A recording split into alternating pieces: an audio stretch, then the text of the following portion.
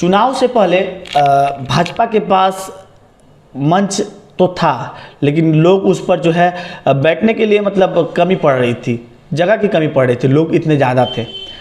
चुनाव बाद मंच है पर लोग नहीं है, लोग कहाँ लोग है ही नहीं कि मंच पर जाकर के बैठेंगे। बैरकपुर में क्या होगी भाजपा का भविष्य? आखिर भाजपा के मंडल अध्यक्ष की कमी कौन पूरा करेगा? कई ऐसे भी मंडल है भाजपा के जहाँ पे मंडल अध्यक्ष है ही नहीं। मंडल अध्यक्ष या तो घर पे बैठे हुए या फिर तृणमूल कांग्रेस का दामन थाम चुके हैं, चाहे भाटपाड़ा हो या जगद्दल या फिर बैरकपुर के किसी भी अंचल को ले लीजिए, ऐसे अनेकों उदाहरण मिलेंगे। फिलहाल हमारे साथ इन तमाम मुद्दों पर बात करने के लिए मौजूद है कुंदन सिंह, जो कि युवा मोर्चा के नेता है भाजपा के। कुंदन जी, बहुत बहुत स्वागत है आपका। धन्यवाद। और आपके सभी व्यूअर्स को मेरा नमस्कार। आज का प्रथम प्रश्न हम यहीं से शुरुआत करेंगे कि आपके पास मंच तो है, मंच तो आप लोग बना सकते हैं, पर नेता नहीं है कि कौन बैठेगा, कार्यकर्ता आपके पास नहीं है। या तो तृणमूल में चले गए या फिर जो है घर पे बैठे हुए। कैसे? देखिए, ऐसी कोई बात नहीं है कि हमारे पास लोग नहीं है मंच पे बैठने के लिए। हाँ, कुछ लोग अपना स्वार्थ पूरा करने के लिए भाजपा में आए थे और देखे कि उनका स्वार्थ पूरा नहीं हो रहा है तो वापस वो जिधर ढाल है उधर वो बहने लगे, चले गए। लेकिन जो कि पोस्ट पोल वायलेंस के बाद एक डर का माहौल, एक खौफ का माहौल था पूरे पश्चिम बंगाल में। और आदरणीय हाई कोर्ट ने जब सीबीआई इंक्वायरी का आदेश दिया और उसके बाद जिस तरीके से तथ्य सामने आने लगे, तो वो भय का जो माहौल था आस्ते आस्ते कट रहा है। और लोग, भाजपा जो कर्मी हैं, देखिए हमने इसके बीच ही दो उपनिर्वाचन भवानीपुर, खर्दा, जंगीपुर सभी जगह लड़ाई लड़ा। हमारे प्रार्थी थे और सब जगह हम लोग सेकंड पोजीशन पे भी थे, जो कि उपनिर्वाचन में यहाँ क्या होता है सभी जानते हैं। तो ये कहना गलत है कि हमारे पास मंच है और लोग बैठने के लिए नहीं है। थोड़ा टाइम लगेगा, लेकिन हमारे पास पर्याप्त कार्यकर्ता भी हैं और पर्याप्त लोग भी हैं मंच पे बैठने के लिए। अच्छा, पहले जब आपको छोड़ करके, आपकी पार्टी को छोड़ करके जब नेता जा रहे थे, आप कह रहे थे कि जो लोग तृणमूल से आए हैं वही लोग जा रहे हैं। अब आपके 16 साल 17 वर्षों से पार्टी किए हुए भाजपा के मंडल अध्यक्ष छोड़ करके चले गए भाटपाड़ा में।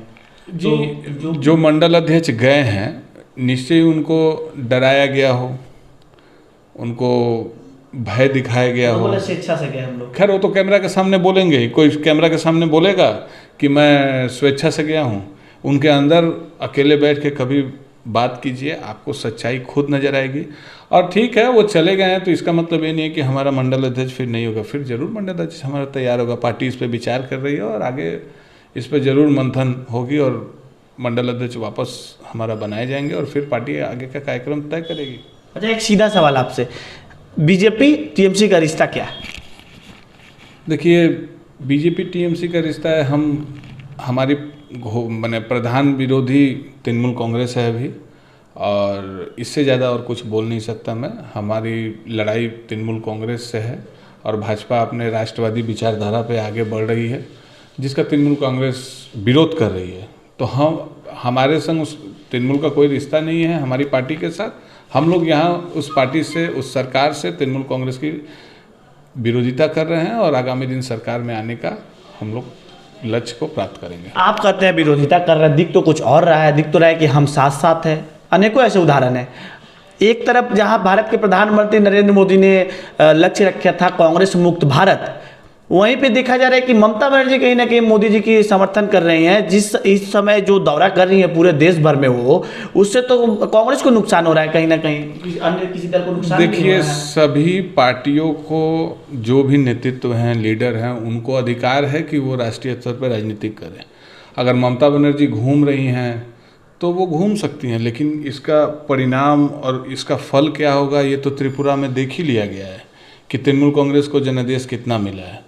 तो इससे तो मोदी जी अगर मुख्यमंत्री से अगर मिलते हैं, मैं आपके प्रश्न से ही इसकी तुलना करता हूँ, तो मुख्यमंत्री और प्रधानमंत्री की मुलाकात एक सौजन्य मुलाकात और एक मुख्यमंत्री राज्य के विभिन्न मुद्दों पे प्रधानमंत्री से मिल सकती हैं समय मान के, और प्रधानमंत्री भी उनसे मिल सकते हैं। तो इसको इस तरीके से जोड़ना गलत है कि तृणमूल और बीजेपी एक है, ये मैं आपसे सहमत नहीं। लेकिन कुछ लोग तो कह रहे हैं कि त्रिपुरा में गेम सेट था, सीपीएम को रोकने के लिए टीएमसी वहाँ पे जो है इस प्रकार की हिंसक घटनाएं करती है, चूँकि टीएमसी हाईलाइट हो जाए और सीपीएम को रोका जा सके। तो टीएमसी ने तो कोशिश किया, लेकिन ऐसा तो कुछ उनको रिजल्ट भी नहीं मिला और ऐसा कुछ परिणाम भी नहीं मिला। टीएमसी तो विपक्ष का चेहरा बन गया त्रिपुरा में, सीपीएम को रोक दिया गया। देखिए, सीपीएम पूरे इंडिया में अब नहीं है। आप देखिए सीपीएम कहाँ है। पश्चिम बंगाल में कम्युनिस्ट ने 34 साल शासन किया, आज सीपीएम का अस्तित्व है? आज एक भी उनका विधायक चाहे एक भी प्रतिनिधि विधानसभा में नहीं है। तो ये जनता के ऊपर है, जनता किसको वोट देगी।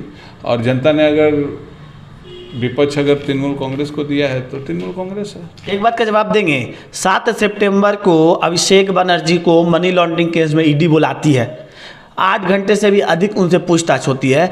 उसके कुछ दिनों बाद ही बंगाल की मुख्यमंत्री ममता बनर्जी दिल्ली में जाकर के गृह मंत्री प्रधानमंत्री से मिलती हैं। उसके बाद ना ईडी का बुलावा आता है, ना अभिषेक बनर्जी को कोई समन आता है, ना कुछ होता है। आखिर क्या मतलब क्या माजरा है? देखिए, ममता बनर्जी का प्रधानमंत्री से मिलना और अभिषेक बनर्जी को ईडी और सीबीआई का बुलाना, दोनों अलग अलग मुद्दे हैं।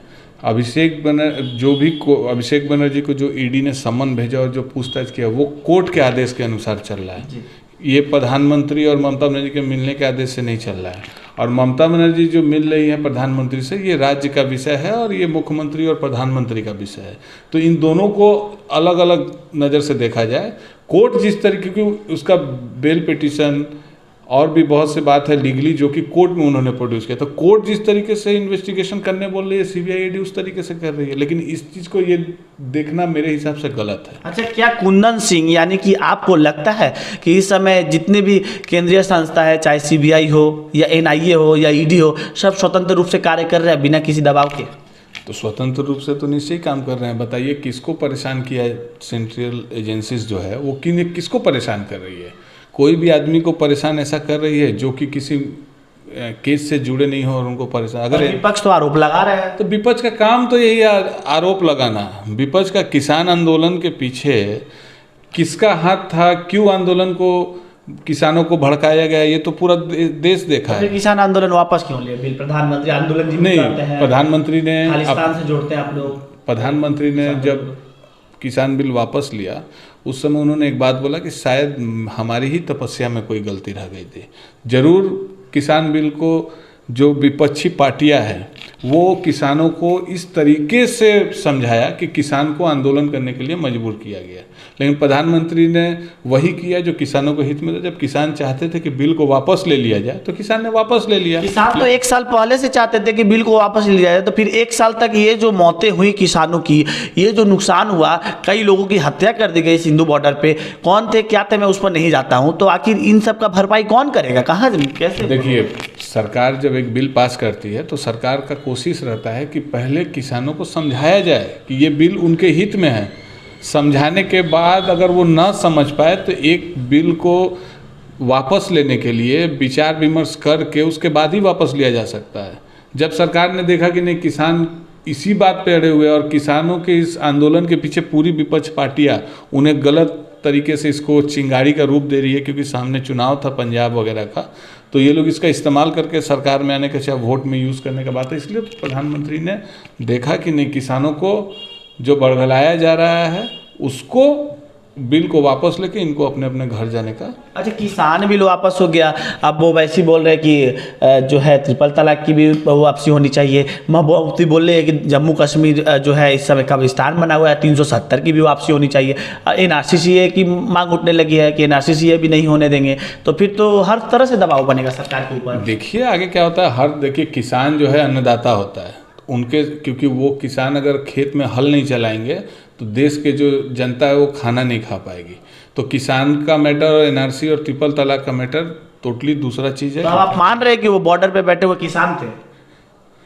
देखिए, किसान तो आंदोलन कर रहे हैं, तो जो लोग बैठे हैं किसान आंदोलन में उन्हें तो आपको किसान मानना होगा। तो आपकी पार्टी तो आंदोलन जी भी कर रहे थे। नहीं, अब खालिस्तानी कर रहे थे। आप मेरी बात को आप कंप्लीट नहीं करने दिए। लेकिन अगर 100 लोग थे तो 30 किसान थे, तो बाकी 70 कौन थे?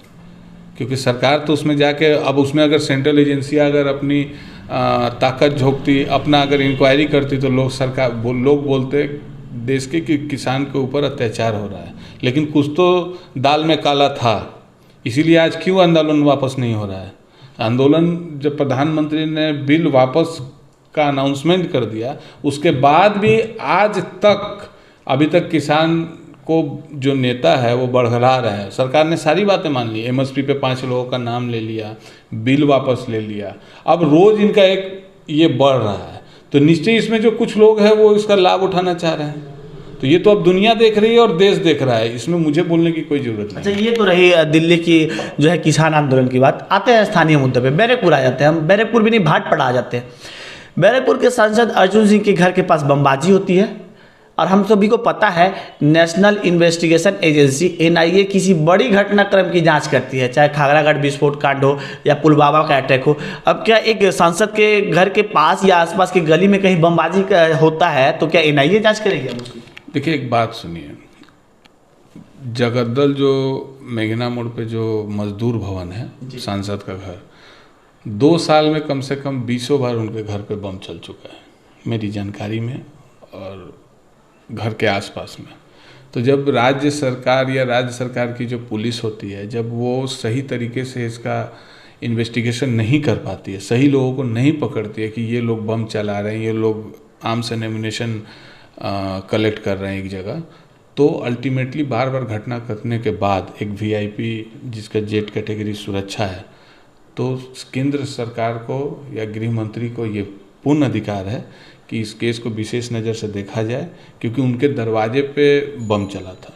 तो जब राज्य सरकार जब सही जो विक्टिम्स है जो कि बम चलाए हैं उनको जब अरेस्ट नहीं करेगी तो अल्टीमेटली आपको तो लेना पड़ेगा action. Sir, Bharatiya Janata party और बैरकपुर के सांसद ने पहले स्पष्ट कर चुके थे कि हमें राज्य सरकार पे भरोसा नहीं है, उन्हें केंद्रीय सुरक्षा प्रदान है। जिस समय बमबाजी होती है CRSF क्या करते हैं? CRSF के पास जो है हाथों में बंदूक किस लिए है? मेरा सवाल नहीं है, ये तृणमूल कांग्रेस के स्थानीय नेताओं का सवाल है। देखिए, किसी भी सुरक्षा जो कर्मी होते हैं उनका पहला बात होता है कि अपने VIPs को पहले सुरक्षित करना, ये नहीं कि तुरंत बंदूक निकाल के किसी पे गोली चला देना। आज गोली चलाने के बाद भी तमाशा अगर कुछ होगा तो ये तृणमूल कांग्रेस के नेता ही सामने आके तमाशा करेंगे। तो ये तो रही दूसरी बात, लेकिन पहली बात है किसी भी सुरक्षा कर्मी और सुरक्षा करने वाले जो गार्ड होते हैं उनका प्राथमिकता होती है कि जो कैटेगरी आता है, जो हमने पढ़ा है नेट के थ्रू से, किताब के थ्रू से, कि अपने VIP को सुरक्षित कीजिए, अपने प्रोटेक्टी को सुरक्षित कीजिए। ये नहीं कि बंदूक निकाल के आप गोली मार दीजिए। उसके बाद सेकेंडरी है, जब गोली चलाना तो अंतिम रास्ता होता है, लेकिन पहला है कि अपने VIP को प्रोटेक्ट कीजिए। अब हम CISF पे हमारे हाथ में बंदूक है तो हम गोली चला देंगे, ये कोई तुलना नहीं है। सुरक्षा कर्मी का काम ही है पहले सुरक्षा देना, ये नहीं कि पहले बंदूक निकाल के गोली चला देना। काफ़ी बेबाकी से आपने सभी प्रश्नों का उत्तर दिया। जाते जाते एक छोटा सा प्रश्न के साथ हम सभी को छोड़े जाएंगे। चुनाव आयोग ने कल ही ऐलान किया है कि आने वाले मई महीने तक जितने भी नगर निगम है, जितने भी नगर पालिका है, सभी का चुनाव जो है समाप्त हो जाएगा। क्या आशा है, क्या उम्मीद है आपको, कितना जो है आशा है आप लोगों को नगर पालिका के चुनाव में? देखिए, पहले बोल दूँ, जो राज्य सरकार है, चुनाव आयोग ने कोर्ट में जो हलफनामा दिया है कि 30 अप्रैल के भीतर हम चुनाव संपन्न करा देंगे अगर कोविड परिस्थिति सब कुछ ठीक रहा तो।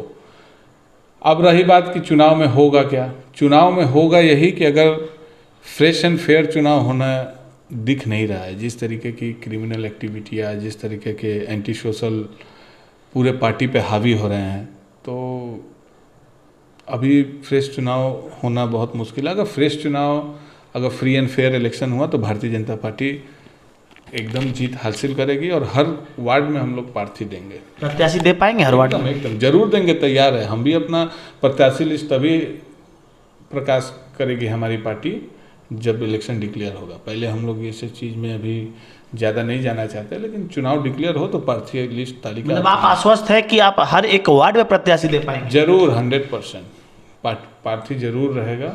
अच्छा, ये बताइए, कलकत्ता म्यूनिसिपल कॉरपोरेशन में हमारा हर वार्ड में प्रार्थी है कि नहीं है?